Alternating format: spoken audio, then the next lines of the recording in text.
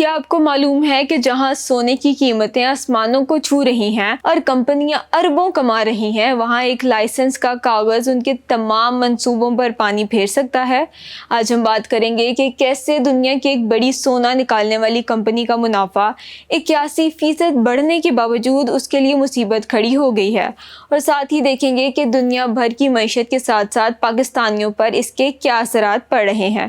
السلام علیکم، میں ہوں طوبہ نواز خان اور آپ دیکھ رہے ہیں روہی نیوز۔ سب سے پہلے بات کرتے ہیں جنوبی افریقہ کی مشہور سونا نکالنے والی کمپنی گولڈ فیلڈز کی، جس نے رواں سال کے پہلے 6 مہینوں میں ہی زبردست کامیابی حاصل کی ہے۔ عالمی مارکیٹ میں سونے کی اونچی قیمتوں اور سونا نکالنے کی رفتار تیز ہونے کے باعث کمپنی کے منافع میں 81% کا زبردست اضافہ ہوا ہے۔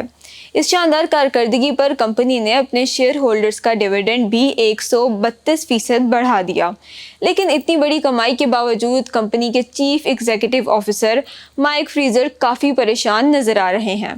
اس پریشانی کی اصل وجہ افریقی ملک گھانا میں واقع ان کی مشہور تارکوا کان ہے، جہاں کا مائننگ لائسنس اپریل 2027 میں ختم ہو رہا ہے۔ گولڈ فیلڈز نے لائسنس کی تجدید کے لیے نومبر 2025 میں ہی درخواست جمع کروا دی تھی، لیکن اب تک گھانا کی حکومت کی طرف سے کوئی واضح جواب نہیں آیا۔ تارکوا کان کمپنی کے لیے اس قدر اہم ہے کہ یہ ان کی کل سونا نکالنے کی صلاحیت کا تقریباً 15% حصہ فراہم کرتی ہے۔ لائسنس میں تاخیر کی وجہ سے سرمایہ کار خوفزدہ ہیں، جس سے مارکیٹ میں کمپنی کے شیئرز پر برا اثر پڑ رہا ہے۔ دوسری طرف اگر گھانا کے حکام کی بات کریں تو ان کا کہنا ہے کہ وہ جان بوجھ کر تاخیر بالکل نہیں کر رہے، بلکہ وہ چاہتے ہیں کہ کمپنی پہلے اپنے آئندہ کے تمام ترقیاتی منصوبے ٹیکنیکل کمیٹی کے سامنے پیش کرے۔ تاہم کمپنی نے اب یہ بھی واضح کر دیا ہے کہ اگر باہمی بات چیت سے معاملہ حل نہ ہوا تو وہ اپنے حقوق اور سرمایہ کاروں کے پیسوں کی حفاظت کے لیے قانونی راستہ اختیار کرنے سے بھی پرہیز نہیں کریں گے۔ اب اگر ہم عالمی کرنسی اور فوریکس مارکیٹ پر نظر ڈالیں تو وہاں بھی امریکی ڈالر کے کمزور ہونے سے کافی بڑی تبدیلیاں دیکھی جا رہی ہیں۔ یورو اور برطانوی پاؤنڈ مضبوط ہو رہے ہیں اور پاؤنڈ کی قیمت 1.3650 کی سطح پر پہنچ چکی ہے، جو کہ پچھلے چند مہینوں میں اس کی سب سے اونچی سطح ہے۔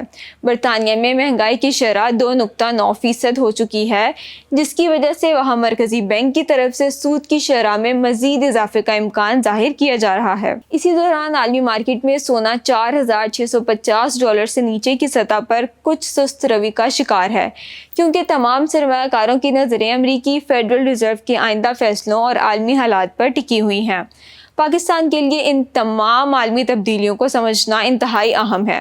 بین الاقوامی مارکیٹ میں سونے کی قیمتیں $4,650 کے پاس برقرار رہنے کی وجہ سے پاکستان میں فی تولہ سونے کی قیمت بھی تاریخی بلندیوں کو چھو رہی ہے، جس کا براہ راست اثر عام طبقے پر پڑ رہا ہے۔ اس کے علاوہ ڈالر کے کمزور ہونے اور برطانوی پاؤنڈ کے مضبوط ہونے سے برطانیہ میں مقیم تارکین وطن کی بھیجی جانے والی ترسیلات زر میں روپوں کے لحاظ سے اضافہ دیکھا جا رہا ہے۔ تاہم پاکستان میں درآمدی اشیاء اور پیٹرولیم مصنوعات پر عالمی مہنگائی کے اثرات بدستور نمایاں ہیں۔